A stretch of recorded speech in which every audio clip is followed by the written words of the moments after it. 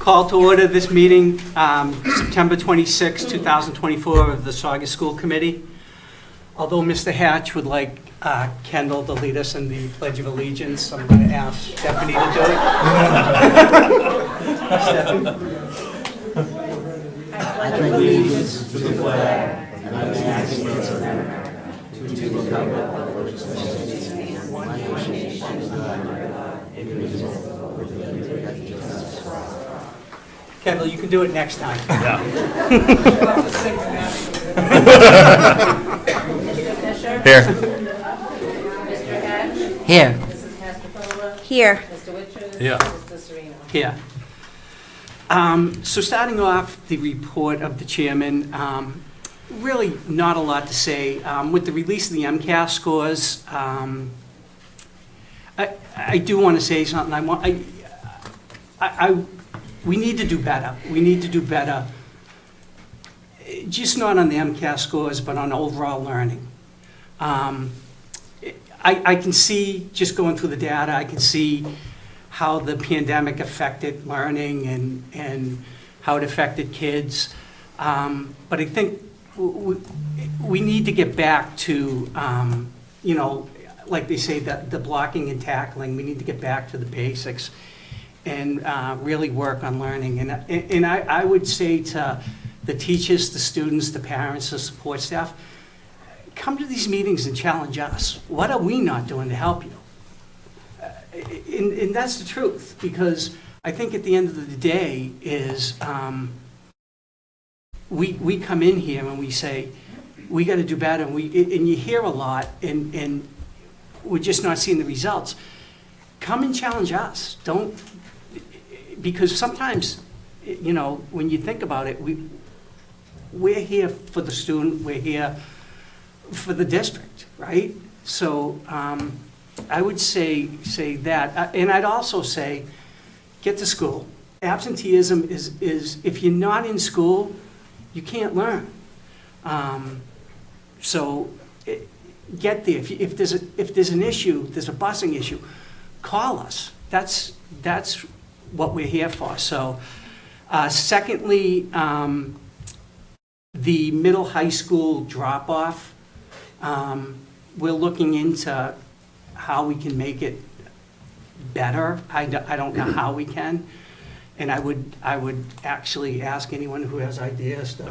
I know exactly how we can. People can leave earlier instead of leaving the house at 20 minutes to 8. I leave my house and I could be there at 7:30 and there's no traffic. 2 minutes later, everybody in town is trying to get to the same spot. We have early drop-off for a reason. You can drop your kids off at 7 o'clock in the morning and have free breakfast, do your homework. I keep hearing staggered start times. All that's going to do is take the traffic that's at 7:30 and keep it all going all the way till 9 o'clock to the last drop-off. It's not going to make a difference. So we have early drop-off now. People should take advantage of it. It's really, you get free breakfast, come in there, do your homework, talk to your friends, do whatever. This is why we offer it. But if you choose to leave your house after 7:30, you're at the mercy of everybody else in town doing the same thing. So it's beneficial to try to use the early drop-off. And I believe there's going to be some work being done on Essex Street, too. Yeah, that's from the Essex Street Fire Station back towards Cliftondale. Okay. So that's going to affect people coming down from Cliftondale, trying to go down to Vine Street to get to the high school. Yes, So, absolutely. yeah, so as Mr. Whitridge pointed to, if you can get there earlier, please try to. And really, lastly, is we just like to send our condolences to Dr. Scazzarella. She lost 2 parents inside of a week, and we just want to let her know that we're there for her and we're thinking about her. So if you guys, reach out to her, let her know. Amazing. She still came in and tried to do what she can in the school. So that to me is amazing when someone's selfless like that. It's unbelievable. So Well, that was it. I'll just turn it over to the superintendent now. All right, I'll go quickly. With the MCAS release, one of the things, and I just wanted to give you a heads up on what we're planning that we have, is that we have the principals are working to analyze the data, and they're going to come up with action plans for how they want to attack the problems. Our curriculum people will be doing the same thing, working together as far as that goes. So we are going to be addressing it, and not only figuring out where we came up short, but also what to do after the fact. And there's a lot of that already on the district improvement plan that we already have in place, and that's where we're working to. And like I Yep. said, I don't think it's just MCAS. I think No, it's no. overall, learning and how can we help? And I agree that the attendance is one of those things Yeah. that you're gonna struggle if you're not there, so I think Yeah. that's one of the things The that. greatest ability is availability. And along with attendance, the enrichment program has kicked off in all 4 buildings at this point. The participation is around 165 participants at the Belmonte, 175 at the middle school. There's about 20 steady participants at the high school with 4 days a week tutoring hub open for all students. And there's 40 participants at the VELC that just started this week. So the program's actually as big as we had hoped it was going to be in session 1. All of the coordinators are doing an amazing job. All of the teachers and people that are running these programs are doing a great job. The kids are learning, the kids are experiencing things that they wouldn't during the normal course of the day. So it's nice to have these kids in there another hour and a half a day to, work on homework, because there's homework clubs, like I said, there's a tutoring hub and other interests that they have, that they wouldn't otherwise have. Because when you talk about attendance, I know I can speak as a coach that I found the attendance of my players was always better during the season, because there was a reason to be there not only in school but after school. Our hope is that the enrichment program gives everybody or more people the reason to be there in school and after school as well. So I think that's going really well. I did want to send my condolences out to Dr. Scazzarella, who has been in every day this week despite the challenges that she's going through. And I wanted to thank her for that. I heard from our drama advisor, drama coach. It looks as we have been approved and accepted as a preliminary round site for Drama Fest 2025. The only thing that could happen is if there's not enough teams, but they're projecting there will be, and we are a host site for a preliminary round. So that's a first for us. And the last thing for me, as far as my presentation goes, and I do want to, I'm doing this on behalf of the athletic director who is at the football game and getting ready for the first home football game. But we had an outstanding player, Madison Botta, who scored her 100th point about 2 weeks ago. It's a huge accomplishment. Like I said, I put my coaching hat back on. I never had a player score 100 points in my years coaching. I had some come close, but that's a milestone that very, very few players ever get a chance to. So I know the school committee wanted to recognize you for that accomplishment. I know you have your teammates here, you have friends here, you have family here, all to recognize a tremendous individual accomplishment. So Madison, if you want to come up. Come on up, Madison.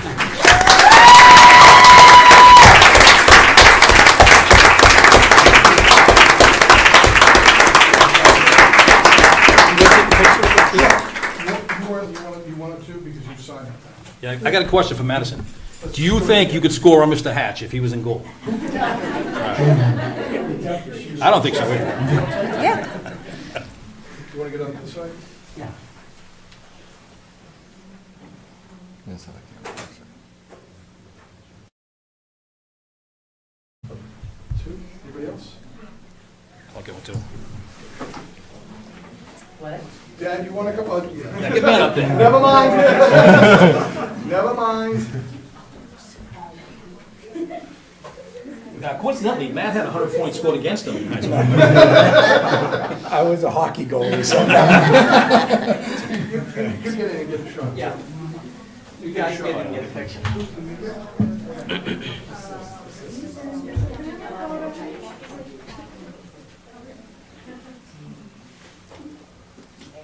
Here we go. Wait for that. That's gonna be a good one right here. Yeah.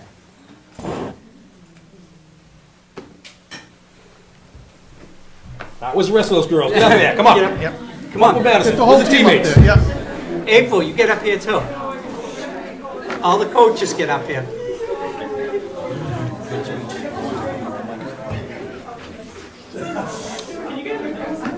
That's gonna be a good one. Just send all three. Should we get them, It's fine, they're already committed to it. It's happening. hold It's on, happening now with the. this is a big one now. Tom, do a landscape too. All right, you guys looking at John, you looking at me? All right, ready? Look at me. Thanks, guys. Just got really quiet. All right, awesome. Thank you, girls. Thank you, congratulations. Madison. Mr. Chairman, Yeah. I'd just like to say a few words. Madison's accomplishment is as amazing as the superintendent said. But what's more amazing is Madison, her teammates, and the way they conduct themselves in and out of school. I've been watching these girls since they were, I don't know, 4 and 5 years old. And the way that they work together, the way that they have a belonging together is just amazing. And it's a credit to the school, but more so credit to their parents and their coaches. Like I said, I've watched these girls since they were 4 years old, and it's just amazing to see where they were and now where they are. And they couldn't ask for a better group of captains either. So congratulations, Madison and the team. Yes. We'll have you guys back after you win the state title.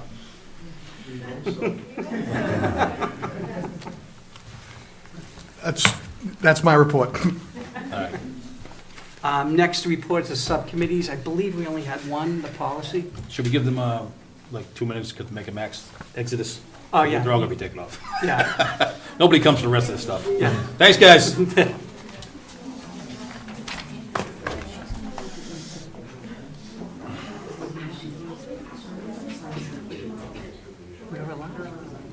That's why we're changing the consequences. Dina, did you want to say something? Oh, okay.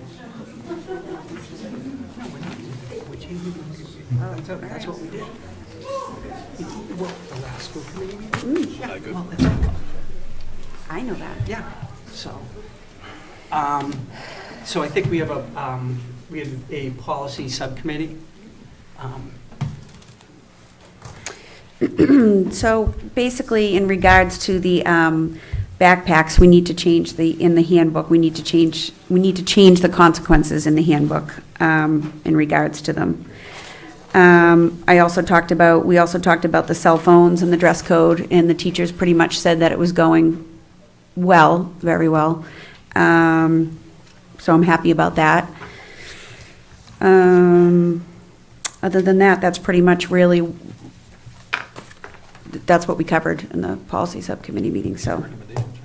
Yeah, so the recommendation is to pull the recommendation is to take that out of the handbook. Remove that. Consequences. Yep. Take, So Yeah. we don't need to vote on it because it's only a procedure, so. All right. Fair enough. So moving on to the reports of the Saugus High School student representatives to the school committee. We actually have 3 here tonight, so I'm going to call the senior up first. Hannah, you want to come up? Excellent.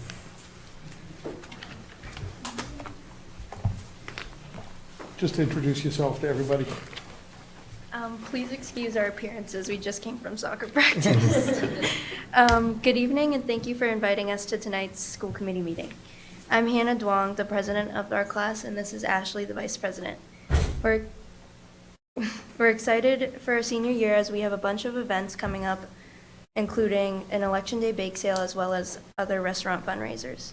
If people are looking to support our senior class, please reach out to me or our class advisors, Mr. Bazil or Mrs. Byers. We're really looking forward to Spirit Week and especially Color Day. This year, our class's theme will be Toy Story. We have already started planning for a great senior week, and we are looking forward to finishing our year strong. Thank you. So we'd love to have you guys back often, just to kind of update us on stuff as it goes, you know? Yeah. We'd love that, you Absolutely. know, to hear what's going on and. Yeah, we don't want you to give away any secrets for Color Yeah, Day, but. No Other things you can talk about, yeah. How often are the school committee meetings? Every 2 weeks. Every 2 weeks. So if you guys want to come in every couple months or whatever, just to update us, we'd love to hear what's going on. And Okay. if you have questions, you have concerns with things, and like I said earlier, if you want to challenge us on stuff, if you need things, please come in. Okay. Thank you. I'll send you the info. Thank you. Thank you. Next is Megan, you want to come up? You're representing the juniors. The juniors are like lunch, not quite breakfast, not quite lunch. Good evening to all. I'd like to say a huge thank you for allowing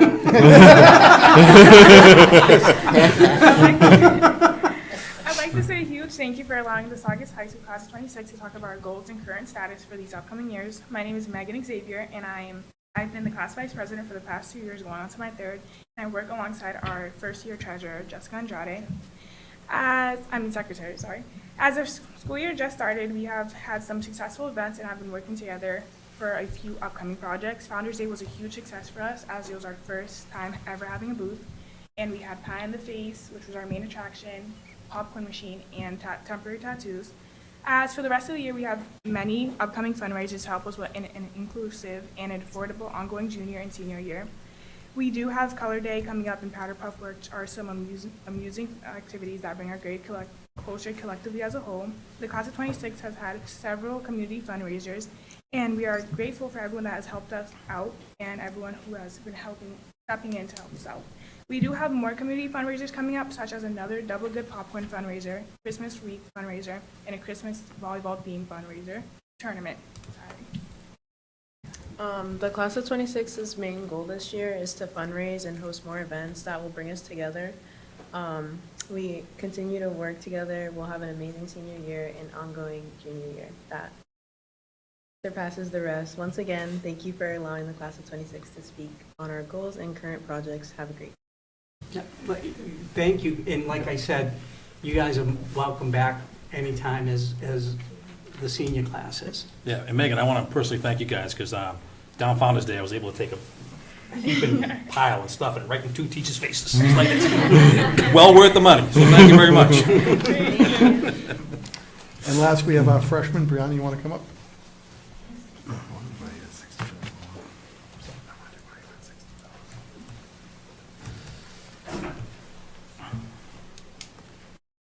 Good evening. My name is Brianna Bitto. I am here tonight to introduce myself as the new representative to the school committee for the class of 2028.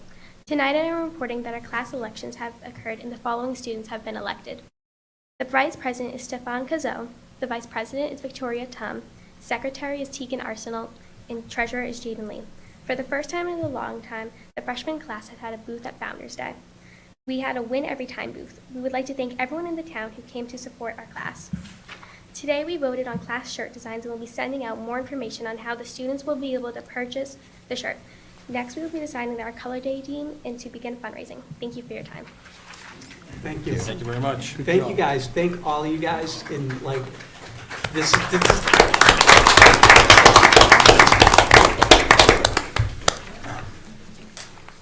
you know, we really appreciate this, and it lets us know what's going on. It lets us know what you guys are thinking. So it's important. So.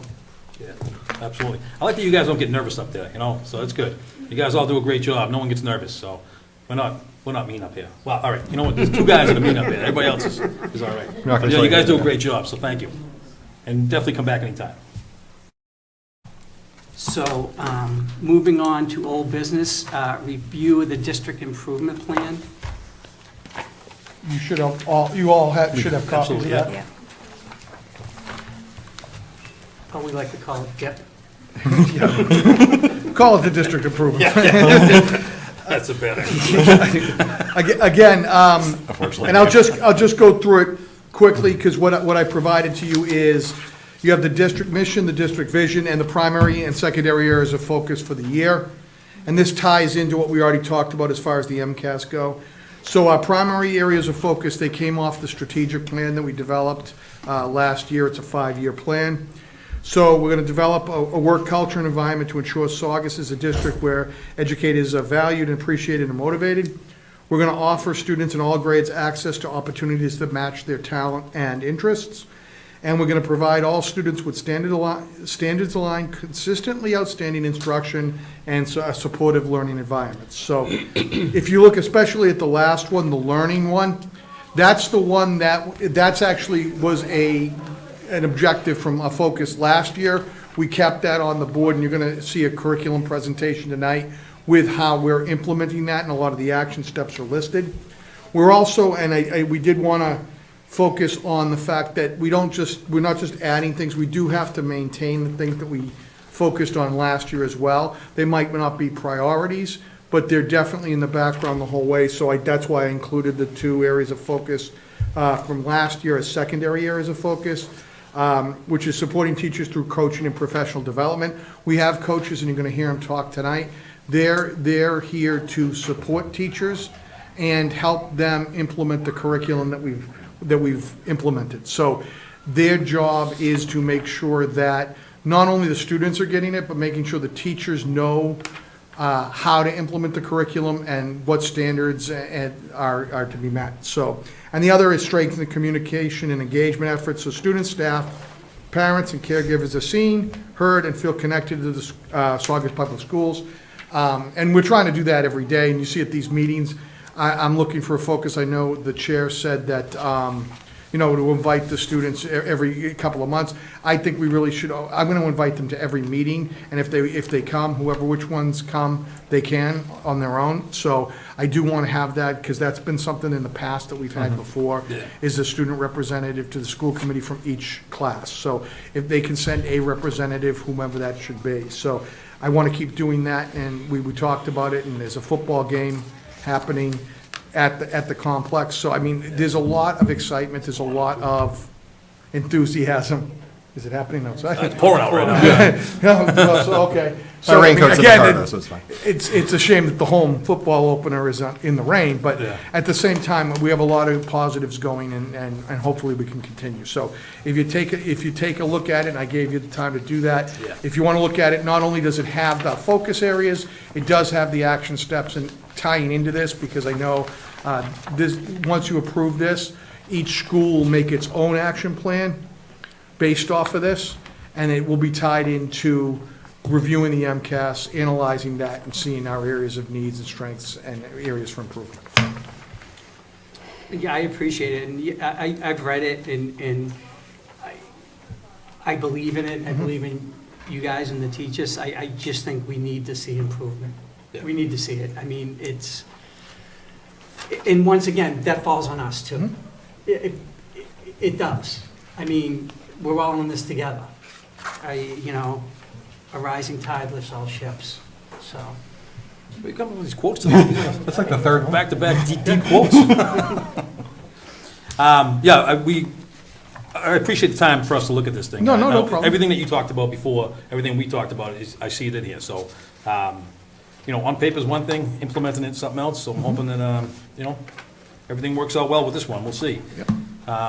If nobody else has anything to say, I'll make a motion to accept. The only thing I just want to mention is, how do we measure, that this is happening? I feel, the teachers, sometimes it's an awkward position to put them in if they don't, I'm just using an example, if they don't feel supported, or they don't feel like, the teacher's not going to want to come to a school meeting and say, well, I've tried to do this, but it's awkward. So I'm just wondering how we're going to, we keep continuing to say, we need to do better, we need to do this, but how are we going to? And again, I think what you'll see is, that's why I did schedule our curriculum presentation today. Yeah. We're focusing on the key areas. We're supporting the teachers. We have coaches at all levels to support the teachers, try to implement the curriculum that we've dealt with. So that's an area of focus. As far as measurement, I agree with the chair. We have to improve. Our scores have to go up. Our accountability data has to go up, and I think that's really the goal of everybody, including myself, the school committee, the teachers, the students, the families. That's a community effort, and I think that's one of the things we have to do. Yeah, unfortunately for everybody, the measuring stick is the MCAS. You know what I mean? Yep. Okay, right or wrong, that's what we're stuck with. And once again, is like we say, is challenge us. And we did, we did leverage the pandemic and get high-quality instructional materials for math and literacy and some of the other subjects as well. So we have implemented that. My hope is that if you're going to change a curriculum from start to finish. You're not going to see results overnight. It's not going to happen in a vacuum. It's not going to happen year one. We're working through the implementation. I hope, and we're working to try to improve it, and hopefully the scores will go up. Thank you. Moving on to the presentation of youth. Mr. Chair, sorry, you got to... Oh, we got to vote? Oh, of course. All right, Mr. Chairman, I make a motion to accept the district improvement plan for 24-25. Chair seconds, can we do a roll? Mr. Fisher? Yes. Mr. Hatch? Yes. Mrs. Mastrocola? Yes. Mr. Richards? Yes. Mr. Sereno? Yes. Thank you. Now, we'll move on to the presentation of Youth Risk Behavior Survey, the acronym YRBS. Chris, Good before you evening. start, I was going to tell you, this is nicely done. This Oh, is thank so you. easy to read, easy to I follow. appreciate it. So, Thank you. believe me, Color on I anything, appreciate you've it. got something. He likes the pictures. It's so I much try to easier. make it as really is. user-friendly as possible. Good evening, everyone. Thank you for allowing me the time to present the YRBS findings to all of you. My name is Crystal Melanakis. I am the Regional Coordinator for the Mass Call 3 Youth Substance Use Prevention Grant, serving the communities of Chelsea, Revere, and Saugus. Before I begin, I know you have the beautiful, colorful presentation in front of you. I did condense it just a little bit for the sake of tonight, for the sake of time, so you have much more detail in that presentation than what I might be showing, but happy to go into more detail or answer any questions about anything that you might be seeing if it differs from what I have here. So just a quick overview, if you are not familiar with Mass Call 3, it is a grant that is awarded from the Massachusetts Department of Public Health, the Bureau of Substance Addiction Services, or BSAS. It was awarded to the communities of Chelsea, Revere, and Saugus in 2021, and our main goal is prevention of substance use among young people, mainly focusing on alcohol, nicotine, and cannabis. Some things that we have done in Saugus in the last year with Mass Call 3 funding includes youth mental health first aid training, both for Saugus public school staff during February vacation, as well as a broader one for the community in June, coordinated with the help of Youth and Rec. We've also supported the Saugus High School Students in Action Group. It is a group of high school students that is advised by a guidance counselor at the high school, Miss Bethany Norton, and they have been instrumental in promoting mental health activities and the organization of the Self-Care Fair and De-Stress Fest at the high school. If you heard of a day of baby animals and goats roaming around the school, it was that day. Hopefully you can come check it out if you haven't seen it. We do plan on doing it this coming school year as well. We also financially supported the Rainbow of Joy and Belmonte SEL Day. The community mental health liaisons, Danielle Pierce and Caitlin Jacobs, are some of my biggest partners in the community and really helping them bring their ideas to life because they have so many great ones. And we've also supported the Community Health Fair that was this last June in coordination with Saugus Youth and Rec. So just a quick overview of what the Youth Risk Behavior Survey is, or YRBS. It was created in 1990 by the CDC, and it's a survey of adolescent health and risk protective factors. Basically, it's to better understand the youth in our community and what they're facing, what's going well for them, and maybe not what's not going so well for them. So essentially, we can't fix what we don't measure. So this is a way for us to get inside the mind of a middle school or high school student and see what they're experiencing. And YRBS data is really considered the gold standard for securing any grant funding from the state or federal levels. This is not new to Saugus. Saugus has been doing this for several years, more recently in 2022, and you'll see some of the data from this year compared to 2022 and where Saugus maybe has increased or decreased, and prior to that 2017 and pretty much every 2 years prior to that as well. A version of the YRBS is conducted at the nationwide level, the state level, and the community level. You are seeing the community level data for Saugus, and there are some comparisons to the state level, just to give you an idea of where Saugus ranks across the state. In terms of survey administration, it is given through passive consent. So essentially, unless a parent or a student opts themselves out of taking the survey, they will be given the survey. So before the survey is given out, there is a letter that is sent home to all parents and guardians of middle school and high school families that explains what the survey is and the purpose of it and what the data is used for. Parents also have the ability to go to or come to the Saugus Middle High School complex, and there's a physical copy on hand translated into Spanish, Portuguese, and Haitian Creole for parents to view the survey in its entirety and can again opt their student out of taking it if they choose to do so. The survey is administered through a SurveyMonkey link, so it was given during the homeroom period. The bell was held to allow for students to complete the survey, and the data is evaluated from the Mass General Hospital Center for Community Health Improvement Data and Evaluation Team. I am connected to them through the Mass Call 3 grant, and that's how they provide that service to us. The survey is anonymous, so no names are collected as part of the survey process. At the high school level, the survey was given on April 3rd, and there's about 93 questions minimum with skip logic.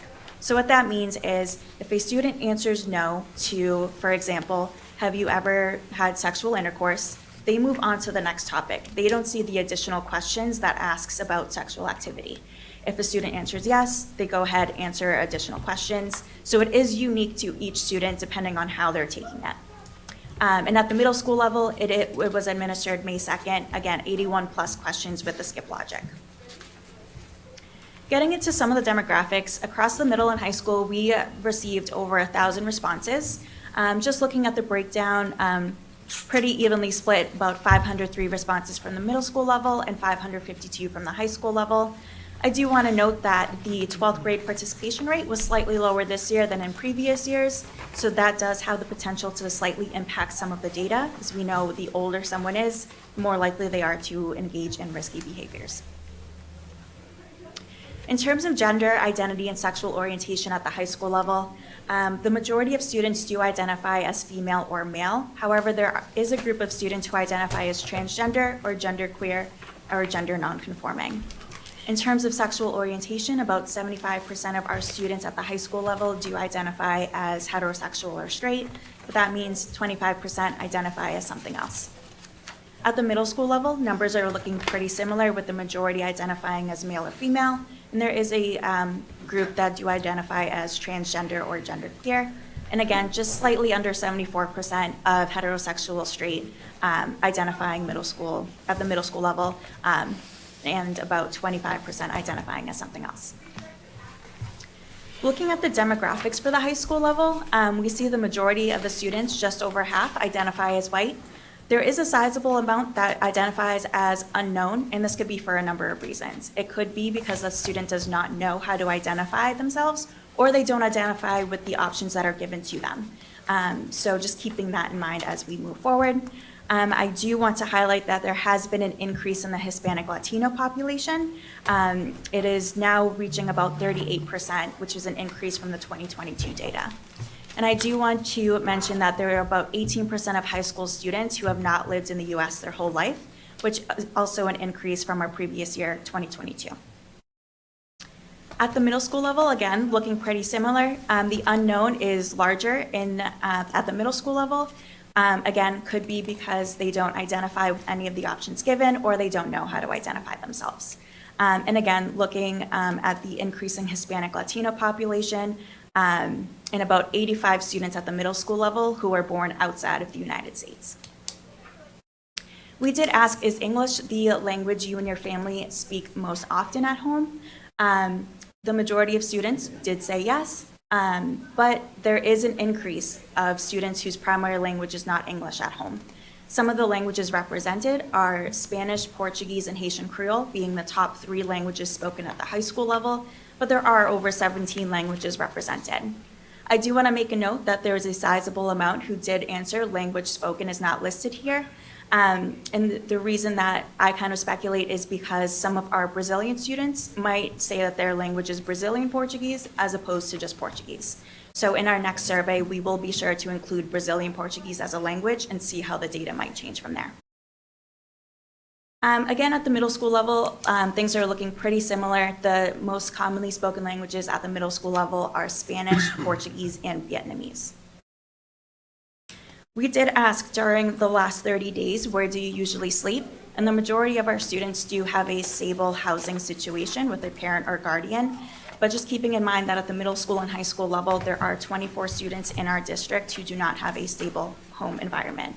They might live with a family or friends because their parent cannot afford housing, could be a motel, hotel, or emergency shelter.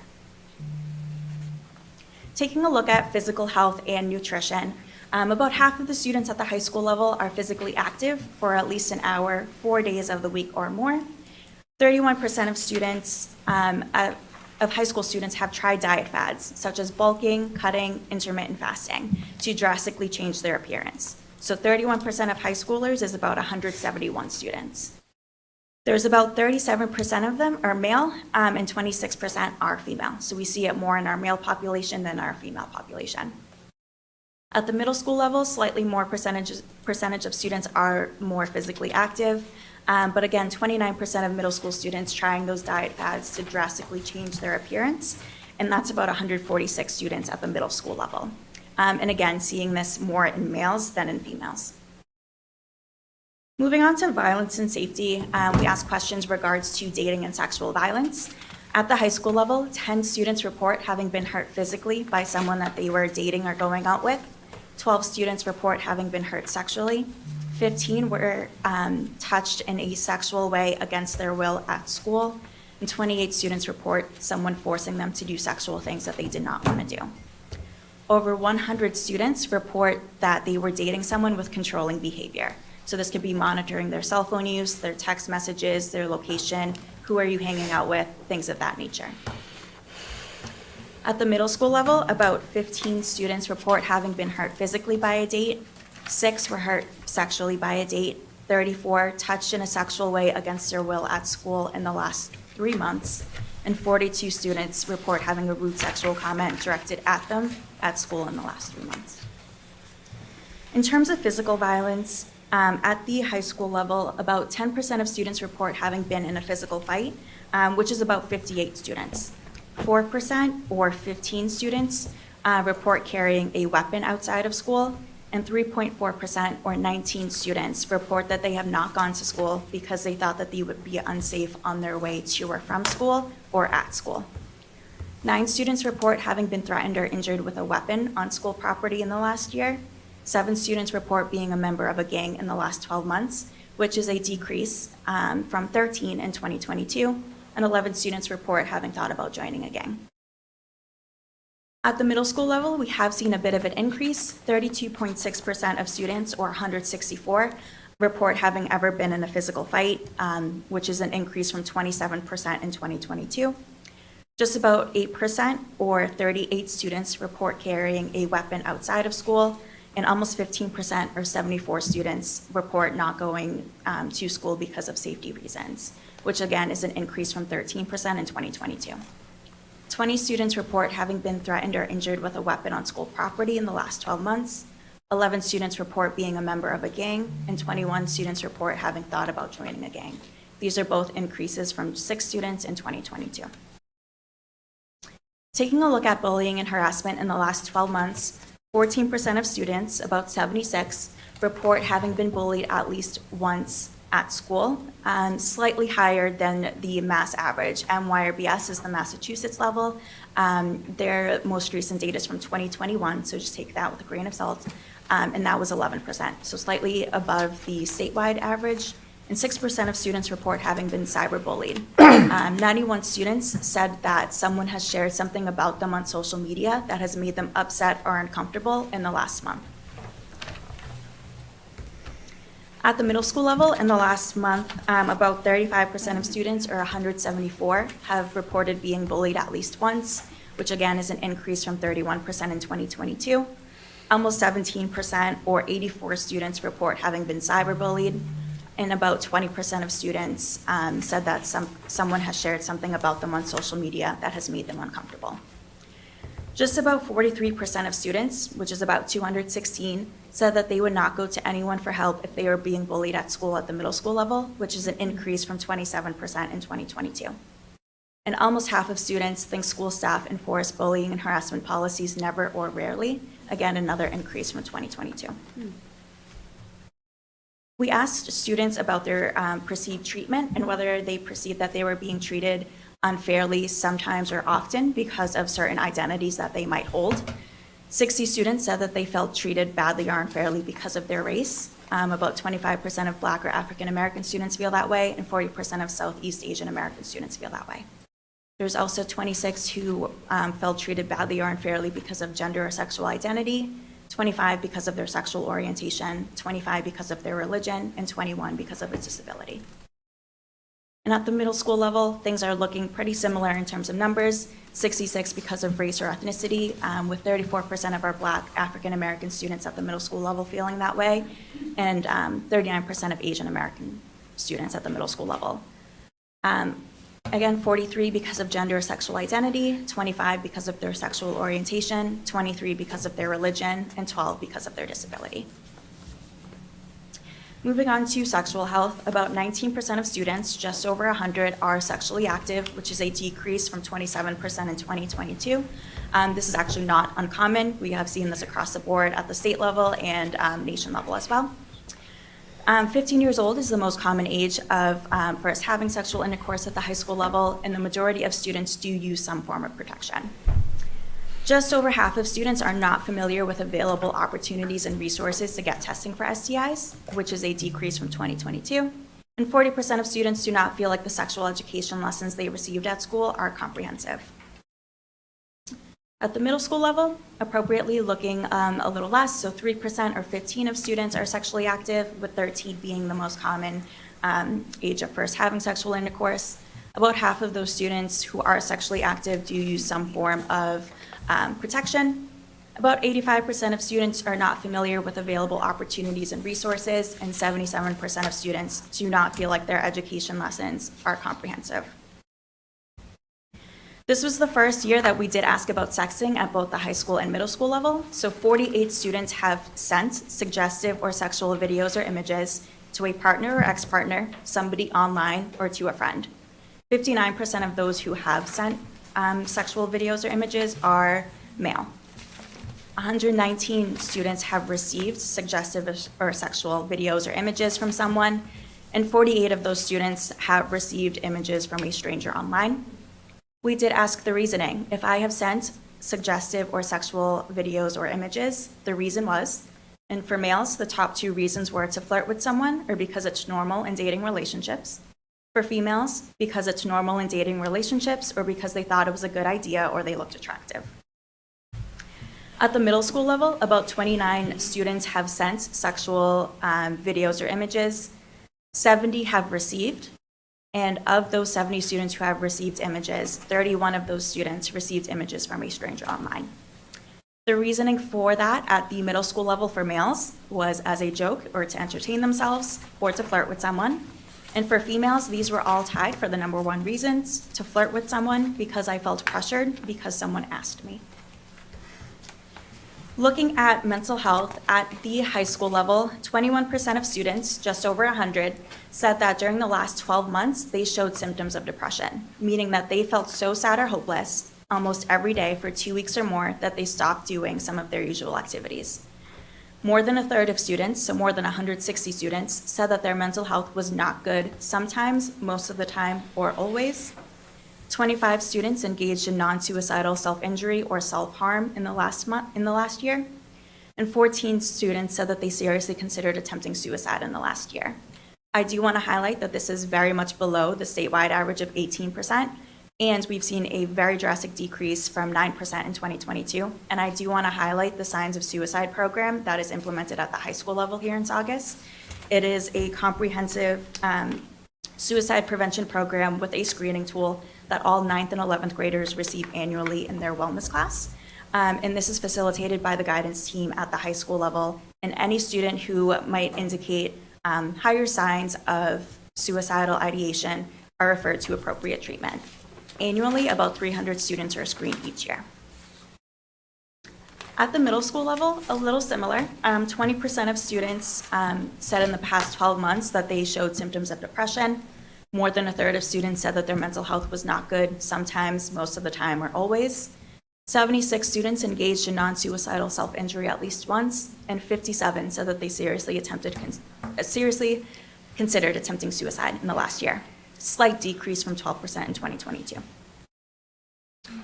Taking a look at substance use, there's actually a national and statewide trend of vaping decreasing at the high school level and increasing at the middle school level, and Saugus is right on par with those trends. Vaping at the high school level has decreased, so it's at about 17.8%, just under 100 students who have ever vaped. 13 to 14 is the most common age of first use for those who are vaping at the high school level.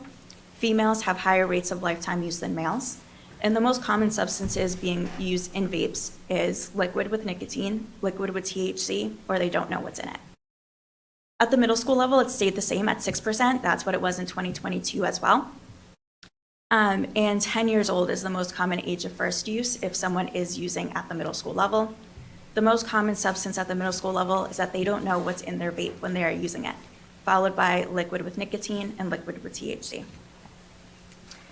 Looking at alcohol use, at the high school level, it's about 19%, so just over 100 students report ever having had alcohol.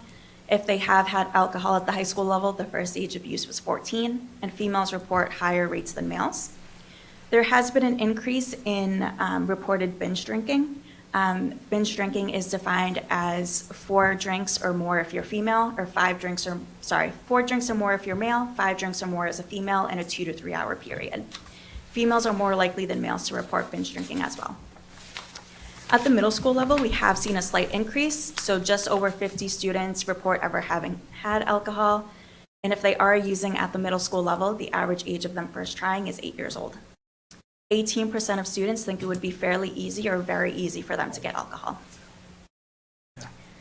Taking a look at marijuana, again, another decrease at the high school level. So 13%, just about 70 students report ever having had marijuana. The average age of first trying is 15 years old. Females, again, reporting higher lifetime use than males. And another decrease with 8.5% of students reporting ever having had edibles, decreasing from 11% in 2022. 37 students report that they were in a vehicle driven by someone who had been using marijuana, or if they themselves had been using marijuana and are driving. At the middle school level, rates have stayed about the same from 2022 as well. So 1.2% of students report ever having had marijuana, just over 1% again having had edibles, and 9% of students think it would be fairly easy or very easy to get marijuana. The reason I include the perceived ease of access, the easier they perceive something as getting, the more likely they are to use it, as you see with the 18% versus the 9%. Looking at nicotine, again, another decrease at the high school level, so 8%, just over 40 students have, at the high school level, have ever had cigarettes. The average age of first trying is about 13 to 16 years old. The middle school level, again, it stayed the same at 3%, so just about 15 students at the middle school level have smoked cigarettes. And most students at that level get their nicotine from someone else. Something interesting, we did ask students to rank substances in order from most harmful to least harmful. Most is number 1, least is number 4. And at the high school level, they perceive nicotine as most harmful, followed by alcohol, vaping products, then marijuana. But interestingly, at the middle school level, they perceive marijuana as the most harmful, followed by nicotine, then alcohol, then vaping products. When we ask what is the main reason kids your age drink alcohol or use drugs, at the high school level, mostly to have fun. At the middle school level, that's one of the top answers as well. But interestingly enough, you do see because they feel sad or depressed or to relieve stress at higher percentages at the middle school level than at the high school level. And we did ask, how often do you think school staff enforce substance use violation policies? So for example, if someone is caught vaping in the bathroom, is there a certainty of consequence with that? At the high school, it's a little more mixed, but overall, never, rarely, or sometimes is the perception there. At the middle school level, the majority of students have the perception that they are never enforced. Taking a look at some protective factors, the majority of students do plan on furthering their education after high school. Just over half of students play in a sport. Almost half of students participate in an organized after-school activity. 175 are in academic groups, clubs, or student government. 38% of students hold a regular job, and just about 41% of students participate in community service. At the middle school level, slightly lower, but it's middle school. No one knows what they want to do in middle school or even at 28 years old like I am. 71% of students plan on furthering their education after high school. Just under 50% played on a sports team in the last 12 months. 27% of students hold a regular job, and 18% of students participate in community service. That is lower than the statewide average of about 32%.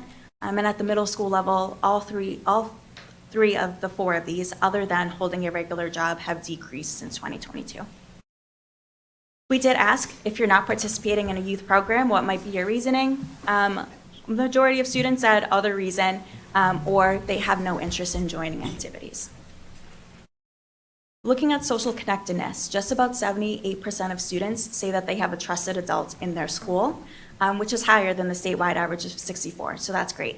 I do want to point out that our white students are more likely to feel that way than Black, African American, or Southeast Asian American students. They do have lower percentage rates of having a trusted adult. Just about half of students have a parent or other adult family member they confide in, and about 42% of students have both family and non-family that they confide in. Almost 93% of students have at least one peer that they can talk to. Taking a look at the middle school level, just over half of students say that they have a trusted adult in school. Just under half of students say that they have a parent or family member.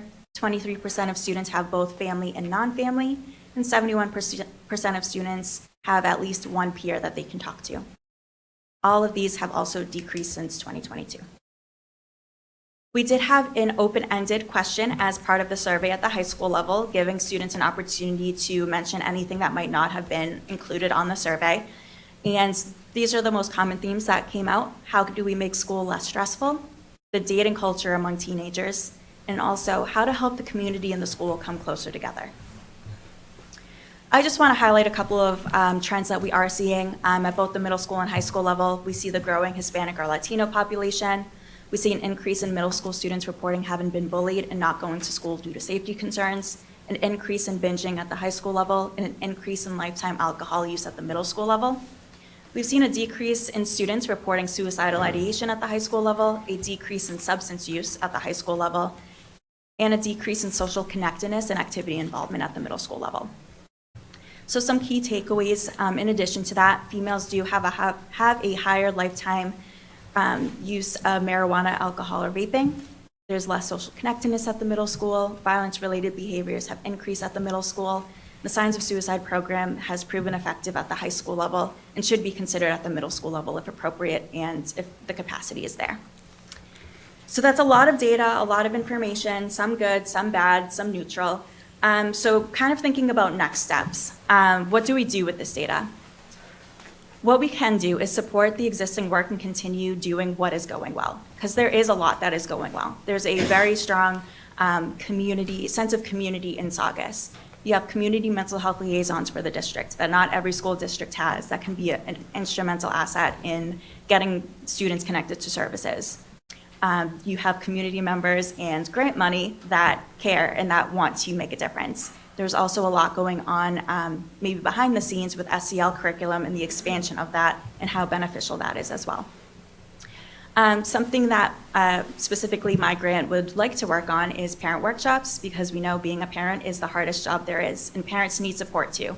And if we want our children to do well, then we need our parents to do well. There's also youth mental health first aid trainings, as I mentioned, that have been very successful here in Saugus, more so in the other communities that I serve. And there is a need and a want for parents and teachers and caregivers to know how to identify and respond to mental health challenges in young people. And how do you have that conversation? And how do you support a young person who is struggling? And we can also continue with activities and events that promote positive experiences for youth. We want the self-care fair and the de-stress fest and everything else that we do create a positive association so that students don't think of school as just a place that I have to go to learn. It's a place where you can have fun, where you can build relationships and engage in all of these things that are interesting to you. And for anyone out there who might be, wants to take action and is very moved by my presentation, there is a Saugus Prevention Coalition that is in its infancy.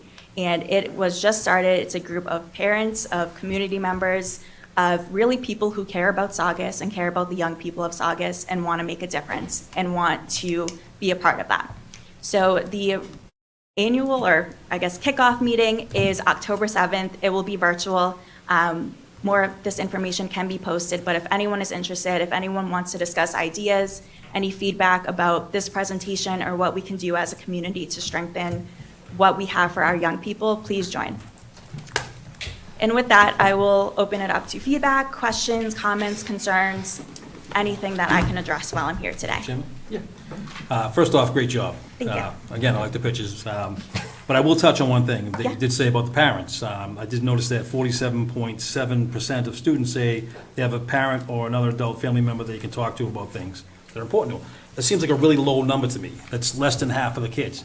So that, as we all know, will lead to different types of behaviors. You know, I mean, if you don't have support at home, then you're probably going to be more apt to try drugs, alcohol, sexual promiscuity, and all that stuff. So I think it is really important to reach the parents first and not have them fully rely on the school to be their emotional support. I'm not saying that we're not going to, because obviously these guys do a great job with that, but it definitely starts at home. Yes, and So I think you're right part of about the that. reason of bringing up the Saugus Prevention Coalition and all of these community-wide things we can do is because the burden should not fall solely on the schools. Absolutely. The schools are doing what they can, and they need support, but it's a community-wide issue. Everyone in the community has a role to play in this.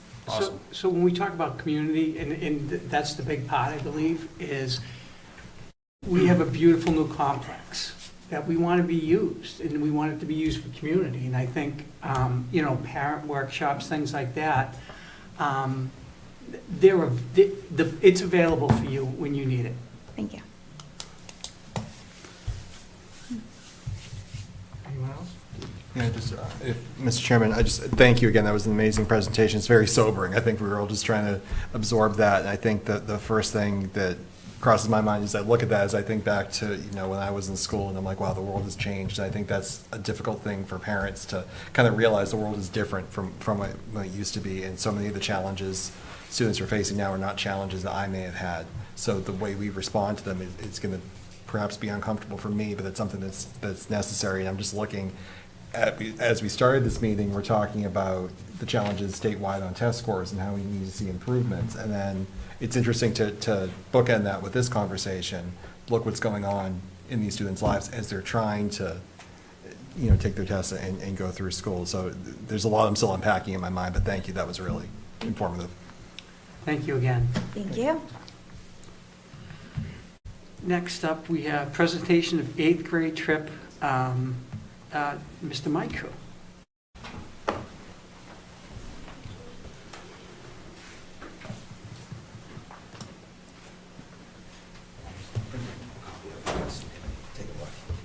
Thank you.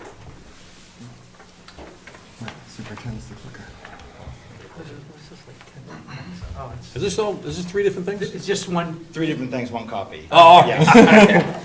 You want Trying to save save the paper, All right, yeah, you take, it's all related. You want to just, yeah, you can check them out. Ryan will be the point guy then. I'll hold it like this. All right, so with the 8th grade trip this year, the plan is to go to Washington DC. So I got, basically in those packets, we have the estimated, cost per person.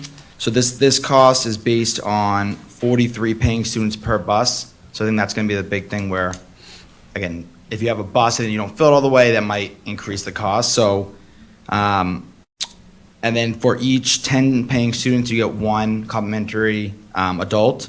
I listed 3 staff members as chaperones, but there are more that are interested in going.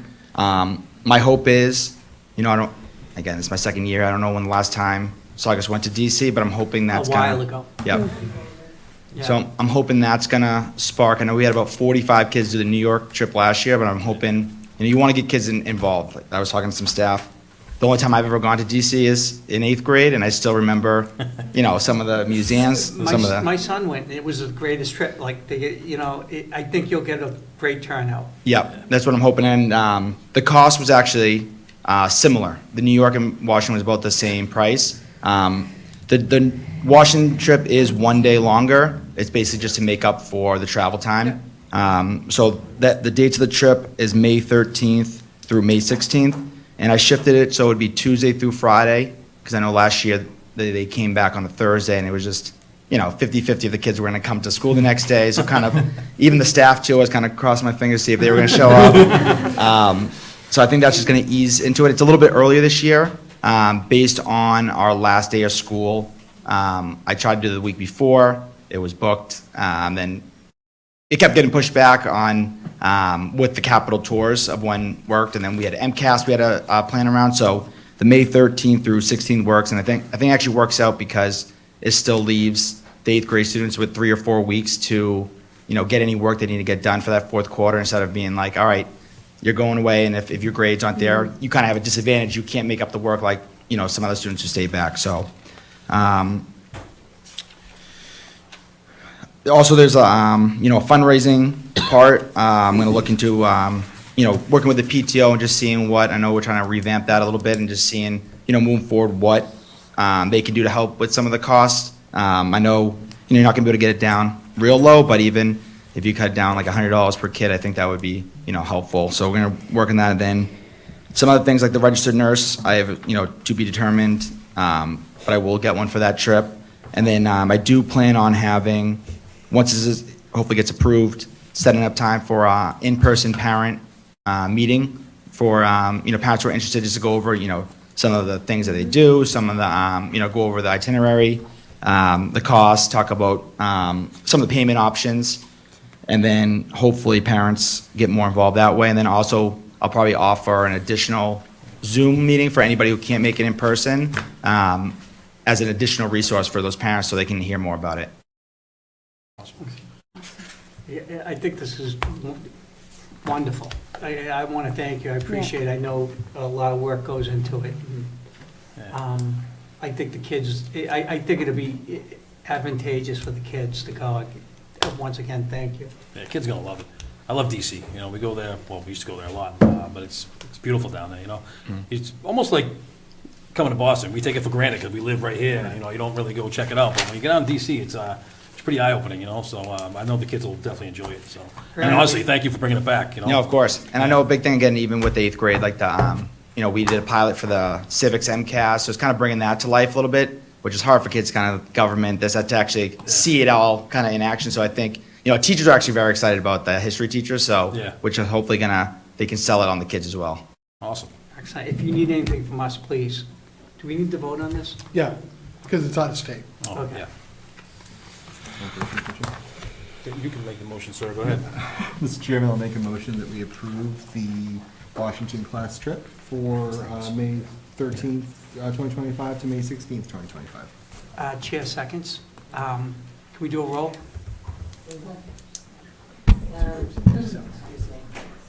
Mr. Fisher? Yes. Mr. Head? Yes. Mrs. Mastrocola? Yes. Mr. Wittridge? Yes. Mr. Sereno? Yes. Thank you again. Thank you. Thank you, sir. So moving on to the presentation on curriculum, instruction, accountability, Let me get my pillow. update of current status. Ms. Sue Turbin, Executive Director of Curriculum, Instruction, and Accountability. Hi, thank you. I just want to update you all. I know we talked about the MCAS scores and what are we doing for student achievement and improving the quality of the product that we have for the students here in Saugus. So I just wanted to update you. This is over the past 3 years, what we've implemented and brought into Saugus. And it's just a testament to what the teachers have been working on. First of all, it really does align with what Mr. Hashem said in the strategic plan, that we're providing all students with those standards aligned, outstanding instruction and materials. When we choose those materials, we don't just pick what looks pretty to us or what we like or what's the cheapest. We make sure that it's highly rated according to these 2 sources from DESE, which is Curate and Ed Reports. I have the coaches with me today, so they're going to go through specifically what the adoptions have been and how they relate to their grade level. Sorry, So Ms. first- Turbin, Mr. Hatch is flatlining over. Yeah, really. I know. Do we need to take a break? Stuff's going. Good evening. Good I almost evening. said good morning. I am here, I'm Kristen Barclay, I'm the elementary ELA coach, so I work at both BSA and the veterans. I am joined by my counterpart, Tracy Rigucci, who is our elementary math coach. In 2020, we started with new curriculum at the VETS, or just in our pre-K, K and 1 classes. Haggerty, pretty quick, whole class phonemic awareness program. They're usually doing these activities during calendar time, and it's all about word sounds, beginning initial sounds, how to break the sounds apart. Pretty quick, calendar time. They're doing great with that. Preschool last year, we brought in World of Wonders. And this is sort of an early literacy program that also ties in math, science, social studies into their curriculum every day. Foundations is a phonemic awareness program as well, which focuses on word study, breaking words apart. And this goes along with our new Tier 1 program, Wit and Wisdom, which is a knowledge-building curriculum. So students are doing a lot more talking in class. We have students in the upper grades really participating in Socratic seminars, talking about the material, digging deep into modules or units that are based on the ocean or the seasons changing. So they really get to talk a lot, learn about a specific topic for a long period of time. And writing is embedded every day to those lessons. So there's a lot happening. We are starting year 3 with Wit and Wisdom, and everybody's feeling a little bit more comfortable with it. The kids are starting to bring those protocols that they've learned over the last few years into the next year and feeling more confident with those routines. Thank you. Matt?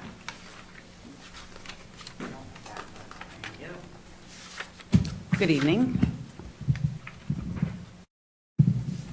It's not going to stay there. All right, so in elementary math, we use Envisions. So we use that in grades K to 5. We have used Envisions math for quite some time, but we did recently update to the 2024 edition.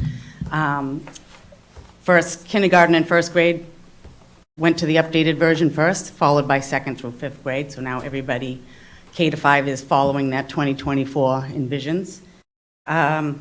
The program focuses on deep conceptual math understanding through various resources that are provided. There's a comprehensive vertical alignment, which helps teachers and students address those mathematical standards. There's a step up from each grade level, so at the end of the school year, there's a step up to the next grade level.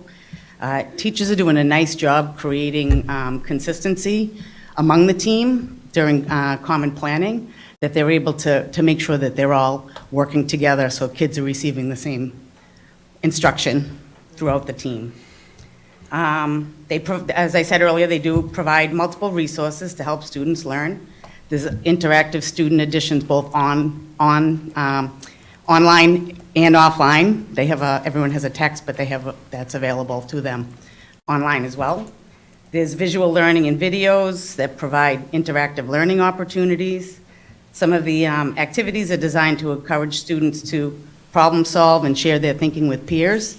Some of those other activities, there's a reteaching option as well as an enrichment option as well. So various activities for the kids. Additional practice opportunities are available both online and offline. Students in grade 3 to 5 have an actual additional practice book that they use for homework, but they also have access online to additional practice as well. And the program is embedded with a lot of data for teachers, so they can kids can take assessments online, and teachers can have immediate feedback from those assessments, and which is great because then they can identify their strengths, areas of focus. Students in upper grades have been using that online piece for quite some time. It allows teachers to, again, look at those strengths, look at standards where we need to focus our attention. I'm happy to report that the younger grades are also working. The teachers are working very hard with the younger kids so that they're also able to take assessments online, so that feedback is immediate when assessments are completed. So It's a great program. Teachers are working hard at implementing the program with the kids, and it's great that it moves each grade level as well. Thank you. Thank you.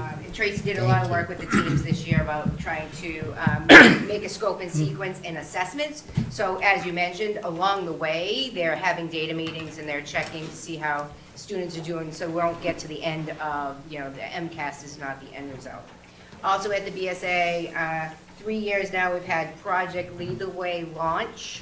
That's a STEM curriculum through the 1-8 Foundation. That's been really successful. That's in grades 2, 3, 4, and 5.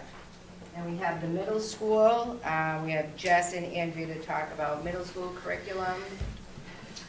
First, I'll just tell you about the Open SciEd. That's in 6 through 8.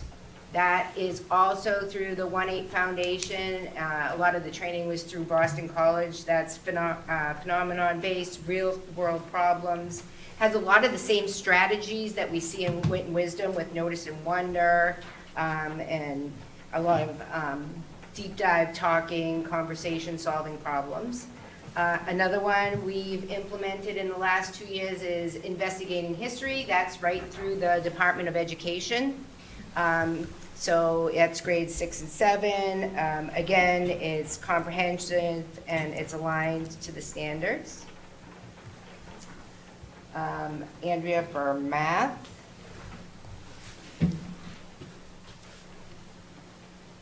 Hi, I'm Andrea Wheeler, the secondary math coach. So our resources for math for grades 6 through 11, which goes up to Algebra 2, is Carnegie Learning. There is a workbook, a digital platform, and then an immediate feedback online program called Mathia. So this year we are currently starting our 4th year of implementation. However, last year we had 4 new math teachers, so that was their first year of implementation of the curriculum. So I worked with them last year with that. Carnegie curriculum, it focuses on 3 main components. So the first one is engaging students, and this is building their conceptual knowledge, and we try to activate their thinking, connecting it to real-world experiences and events. Then second, we work on developing their skills, and we do this through a variety of activities and mostly trying to implement a lot of manipulatives like algebra tiles, compasses, or online technology. And then lastly, students demonstrate their learning. It could be through assessments, projects, or problem-based learning. Our staff has worked really hard for the past couple years creating common assessments for all levels, meaning that no matter which 6th grade math class you're in, all students are getting the same assessment that are all aligned to the current grade level standards. And then just lastly, this curriculum lends itself to a different type of teaching style. So we're moving away from the typical stand and deliver in front of the classroom. And this is more exploratory, and students are collaborating, and the teacher's acting as a facilitator in the classroom. So that's part of my job, working with the teachers to help support them with this type of instructional strategy. And looking at this year's MCAS, we have some focused success in the area of math. And so I'm excited to share those areas with you very soon. Thank you. Thank you. Hi, everybody. I'm Jess Manuel. I'm the secondary literacy coach at the middle high school. And much like the programs that were already discussed, Wit and Wisdom in the 6th through 8th grade is also collaborative. We use common assessments, and it's very forward-thinking in terms of student ownership of their learning. They're reading grade level texts, they're analyzing art, they're interpreting articles from newspapers, and they're connecting real-world video presentations and music to their text. So it's a knowledge-building base. The teachers also, this is our 2nd year in Wit and Wisdom, and the teachers spent some time over the summer creating a scope and sequence that's sort of a living document now in the middle school, and for the first time in a very long time, we have a 6th, 7th, and 8th grade curriculum that's aligned in all classes. That's very exciting, and we're attempting 3 modules this year because it's our second year. Last year, we attempted 2 modules. Common Lit 360 is brand new this year to the high school. It was just reviewed through Ed Reports and is considered a highly qualified instructional curriculum. It's all about more teaching and less planning, so a lot of the plans are already done for the teachers, and then they need to figure out how to engage their students on diving into that curriculum, very similar to Wit and Wisdom. The way that it's written, it's mostly reading and writing lessons. There is some vocabulary and grammar and related media exploration. Teachers did 2 days of professional development at the end of the year last year when we introduced this as the curriculum for this school year. And then they also spent hours over the summer creating a living document, a scope and sequence. So we now have curriculum that is aligned from 6 to 12 in the middle high school, which is the first time, I think, since I've been in Saugus, that we've had that kind of breadth of curriculum. And the teachers are also starting to use a common language. So for instance, I sent out emails recently giving them graphic organizers and rubrics regarding informative or explanatory essays. So everybody from 6th to 12th grade is using the same language throughout their writing exercises. So it's very exciting. Thank you. Thank you. Good evening, my name is Gosha Nab. I am the district ELL coach, and things are very exciting when it comes to curriculum for ELL because this is the first year that we are implementing new curriculum. It's fresh off the press, very up to date, very rigorous and high quality.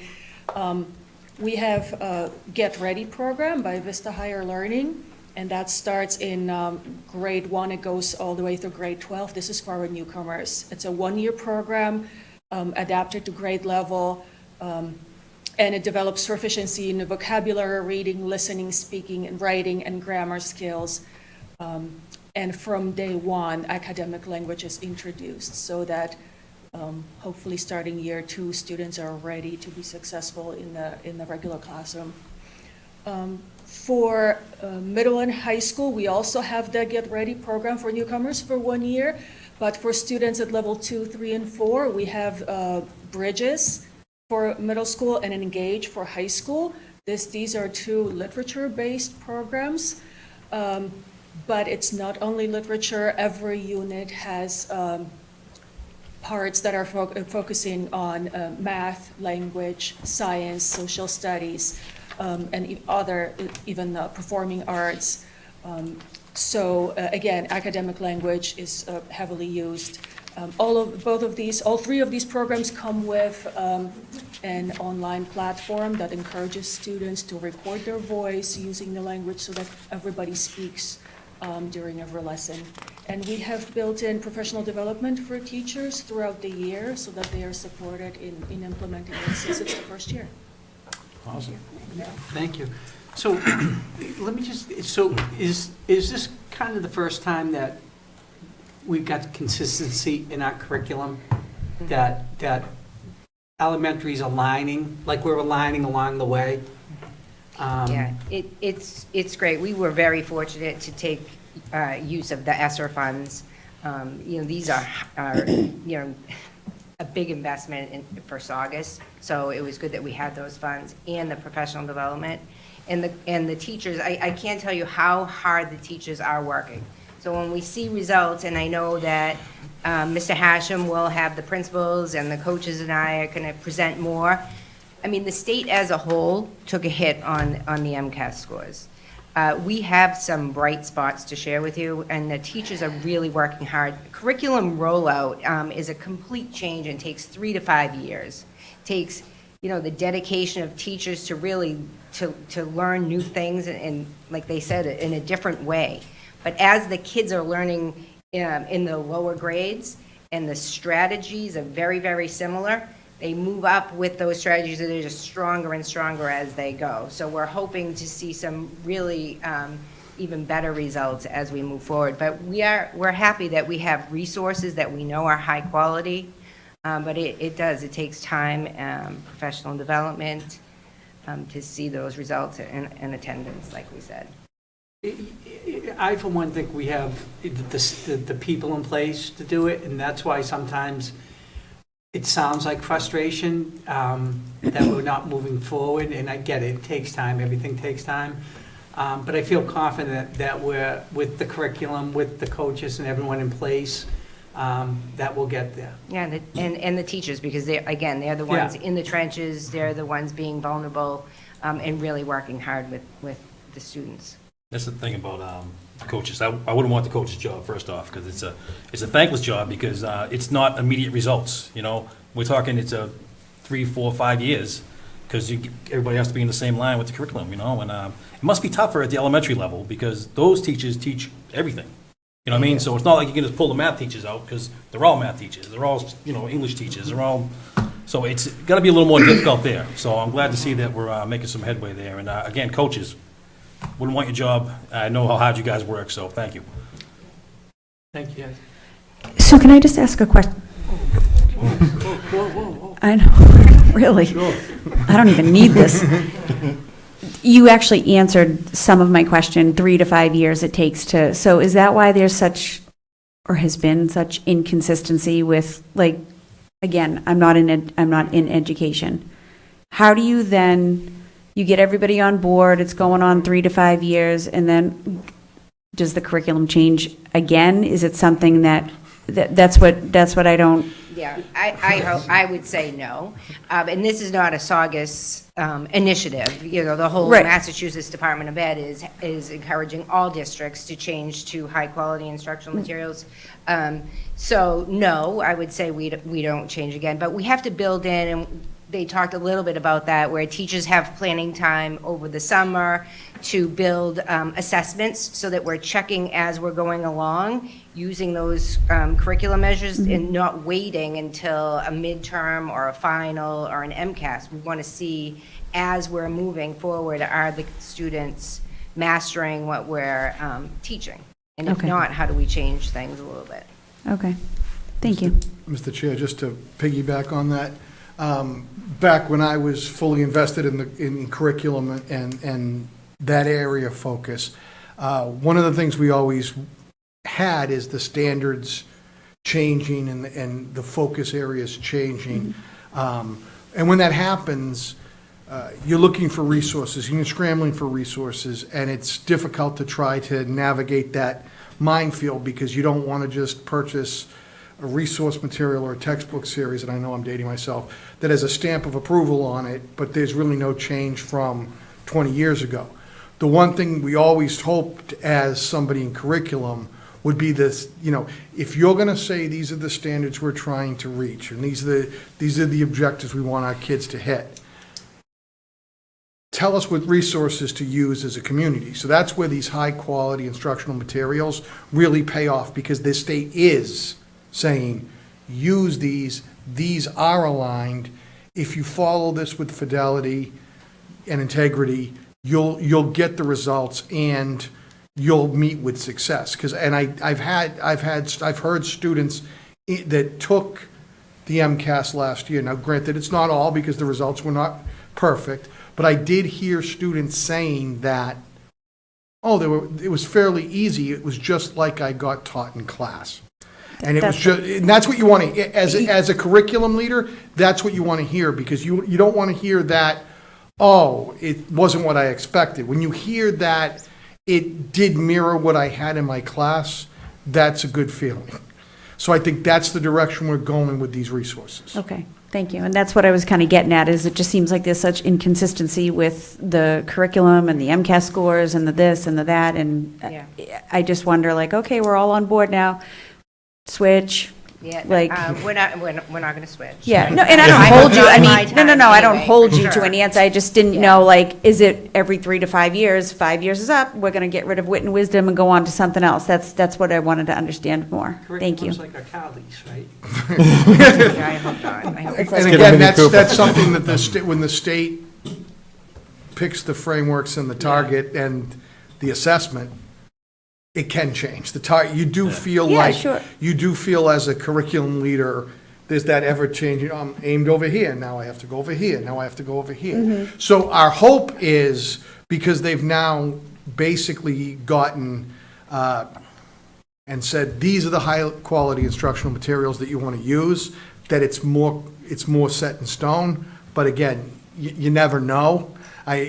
We can't promise you that it won't change. No, I just didn't know, Yeah. I didn't know We're- education-wise, if it, every 5 years, okay, now we It's- gotta go on to something It's new. I didn't changed, know it's if, changed quite a bit since I started. Yeah. And you hope it doesn't change Well, I think all that after much more, COVID- but yeah. After COVID, there was so much unknown that it changed a lot. But I think the one thing we need to do is stabilize what we have, and again, like I said, implement it with fidelity, because the one thing you do have in all of these is, because it's sequential and because it builds on skills that they've already learned, once a student gets used to the program and the resources, there's a familiarity year to year that will only comes with time.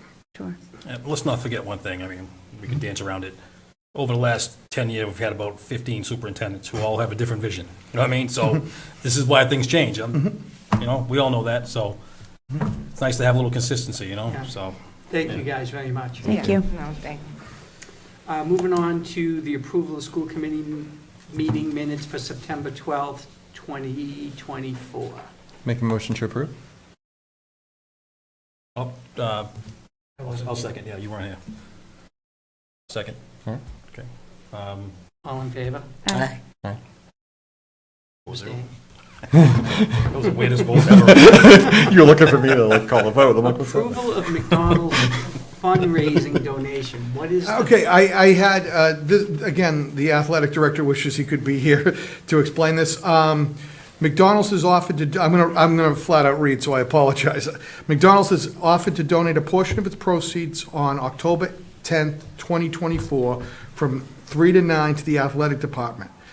Then we're not involved in it, we don't have to be involved in it, we don't have to promote it, we don't have to do anything with it, but they're gonna give us part of the profits, and then we will be able to purchase what the athletic department needs. And I went a little bit off script, but the goal is to raise money for apparel and recognitions, like the milestones that you have right now.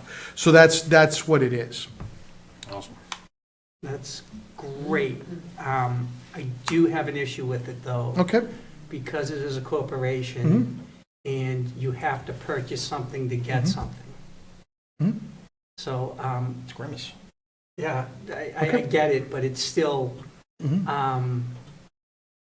it's not being done by someone in the school, something like that. It's a corporation coming to us, which I believe would be a conflict. So, let me table it. Okay. I just suggest we table it till I can talk to legal. Okay. Do you need a motion for that? Mr. Triano? Go ahead, John. No, go ahead. I was gonna say, I see these things a lot. I see a lot of the classes do, like, you know, Kelly's, you go there, all you're doing really is, you go there, you buy a meal, and 20% goes to the class, you know, so. The class is doing it, but McDonald's is coming out on their own and saying, I get it, but if a class was doing it, Right. do you know what I'm saying? Yeah, no, I get you. That's yeah. like a pizza joint coming to us saying, I'll give, every time someone orders pizza, I'll give you X amount. You know, Oh, so. pizza or? Yeah. All right, yeah, no, I guess we Yeah, can one look bite, into it. everyone No, knows the that's- vote. Mr. Chairman, Yeah, make a motion to table this just to the next meeting until you can get us some answers. excellent. All in favor? Aye. Oh, Oops. Second, He seconded. All right. second, all in favor, aye. Aye. Second most of them. Donation of cheerleading uniforms. That's the Friends of Saugus High School cheerleaders are Yes. donating roughly $4,300 for uniforms. Yeah. Oh, wow, nice. Make a motion to approve, Mr. Chair? Chair seconds, all in favor? Aye. Aye. Approval of bills dated September 26, 2024, in the amount of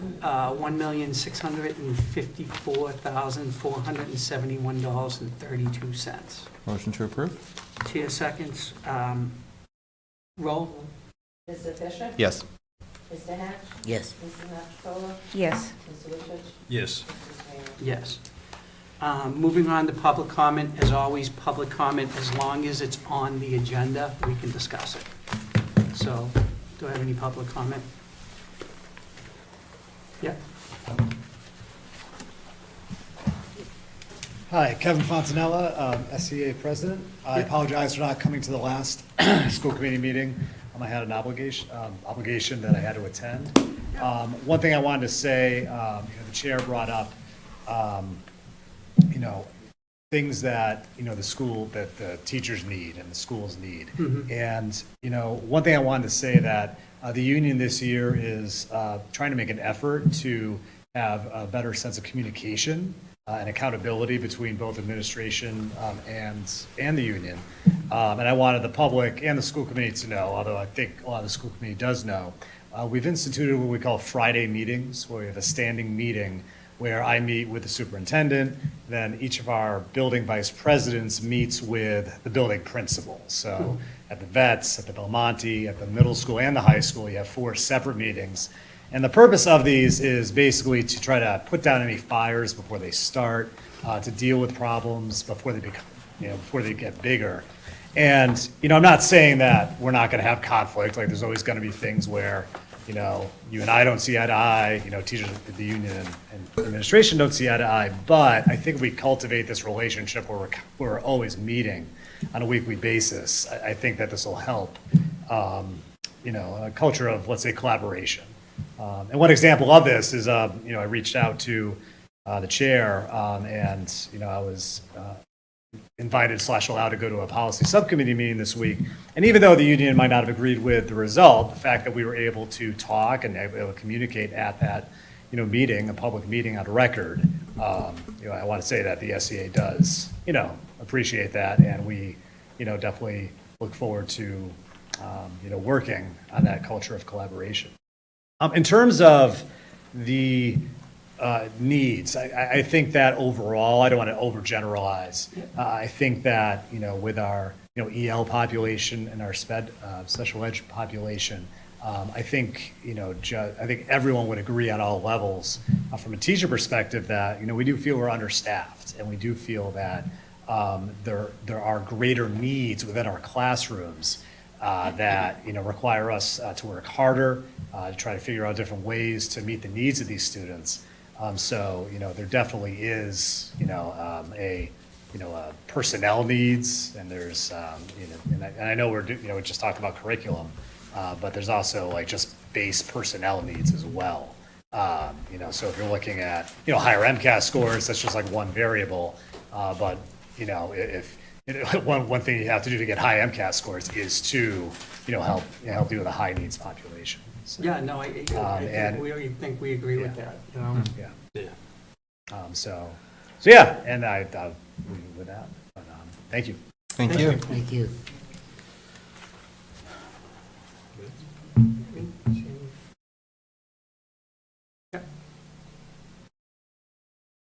Yeah. Sure. Yeah, sure. As long as it's on the agenda, you got it. Thank you. You mentioned the traffic pattern, and you said if anyone had ideas about that traffic pattern over at the middle high school? Yeah. Okay, so. Where are we standing? I have an idea. So I know that it's nice to leave earlier than later and get through the traffic, but what if you change the pattern and have us go down Pierce Memorial Drive, because you have 2 lanes, instead of going down Highland Street and coming out leaving? Highland? And leaving Pierce Memorial Drive. So in other words, if you're coming from Main Street, you have 2 lanes, right?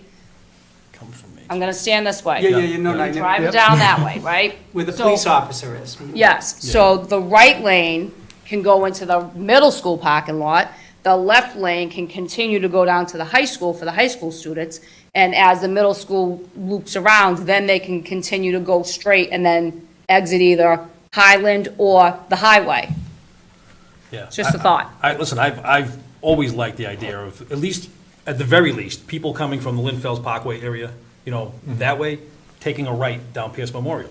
It's, because the biggest holdup is down at Vine Street, you know what I mean? So you're 100% right about that. I would love to have that. 2 lanes, you get 2 lanes, you get more room traffic will probably flow. And also, when we're leaving, I also think that Highland Ave should be a two-way. You know what I mean? It's a ghost town because everybody's coming up and nobody's going down it. You know what I mean?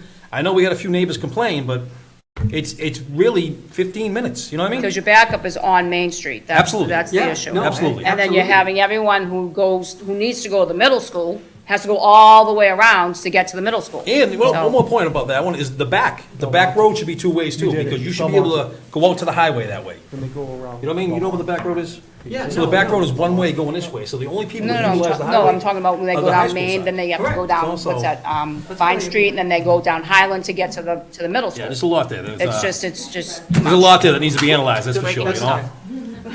Well, we will definitely take a look at that, because Absolutely. we've talked to some people about, some engineers about the pattern and stuff, so that's a great idea. That is a Yeah. great idea. Like you said, it's, the back of that school, it should be a And two-way. you're there, so you Absolutely, know. I only So- said it 3 years ago, sorry. Yeah. We're just coming around. Yeah, but we listen to like 3 neighbors instead of some strange reason. Honestly, you know what I mean? Still blows my mind that that's what happened. So that, you know what, I'm gonna shut up before I get some hate mail from Highland Ave. I'll be back. Well, with that, get a motion to close? Not yet. Unless anybody's got anything to say? Yeah, okay. Make a motion to adjourn? Chairman? Yep. Make a motion to adjourn. Yeah, seconds, all in favor? Aye. Aye.